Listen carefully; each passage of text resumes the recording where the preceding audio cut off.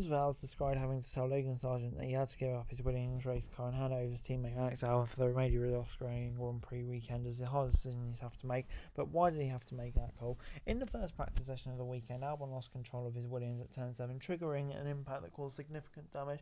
On getting the car back to the garage, the team realised they couldn't get him back out for FPT. Team principal Val said that the team had discovered the gearbox was cracked in two, the engine mats were completely done and bent, and the Mercedes PU was done fundamentally. On top of that, the front right corner goes of the chassis where the suspension goes in was torn apart. I can put my finger into the chassis where you shouldn't be able to do. The level of repair required couldn't happen at the track. When a driver damages a chassis beyond repair during an event, the team usually builds a team spare chassis and with spare parts to get them back up and running for the remainder of the weekend. However, Williams did not have a spare chassis, and this is unusual but not unheard of at this stage of the year, with a push to get new cars ready for the start of the season, often leaving teams behind. Sources said at least one team other than Williams didn't have a spare chassis in Australia this weekend. Why didn't Williams have a spare chassis? When he started in February last year, the plan was to have 3 spare chassis at round 1 for 2024, said Vals. As we went through large changes in the organisation, adding performance and tech changes on the back end of the process, we started to push out fundamentally certain elements of things. Things got a final amount of resource, and as we are going through making transformation at the same time, we started to cause problems. These problems could have been translated to adding metal components or adding last year's rear wings. In this particular case, the third chassis started to get delayed. I think one of the things we've been transparent about is we were very late with these cars. Very late. We pushed everything to the limit. The fallout is that we didn't have a spare chassis. Now we even, then it was intended to be coming here round 3, but it got delayed and delayed again as other items got pushed back as a result.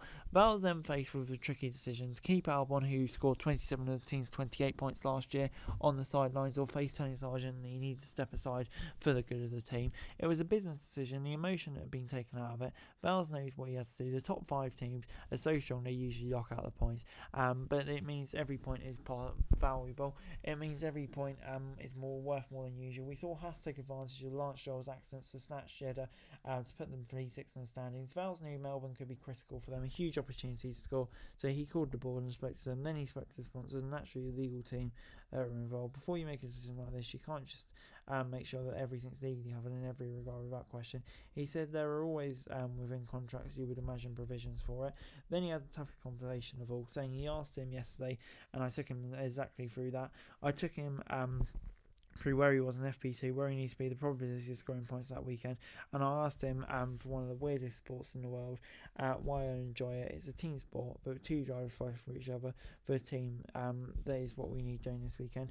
As you'd expect, Sargeant took the news pretty hard on Friday, but he didn't hide away and spent all day back at the track on Saturday. He's expected to be with the team again on Sunday and turning attention to Japan. Albon, meanwhile, did an impressive job to secure P12 for Sunday's race within striking distance of the points, and while he just missed out, I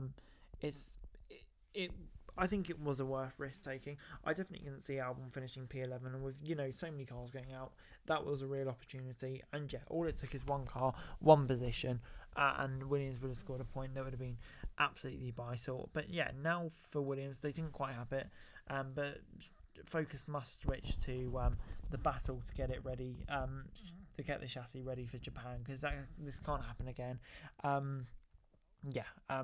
It's already been said it's against race against time. It's been fixed against growth, but yeah, it'd be a disaster and reflect really badly on if they can't get it ready. So yeah, it's absolutely pivotal for Williams that they can get that spare chassis ready for this Japanese Grand Prix at Suzuka. So anyway, guys, that's it for this video. Thanks very much for watching. Remember to like, share, and subscribe. Follow us on our socials. Link in the description below for daily F1 news, meme, and content. Subscribe to our other channels on screen right now. That'd be greatly appreciated. Thanks very much for watching. Peace out.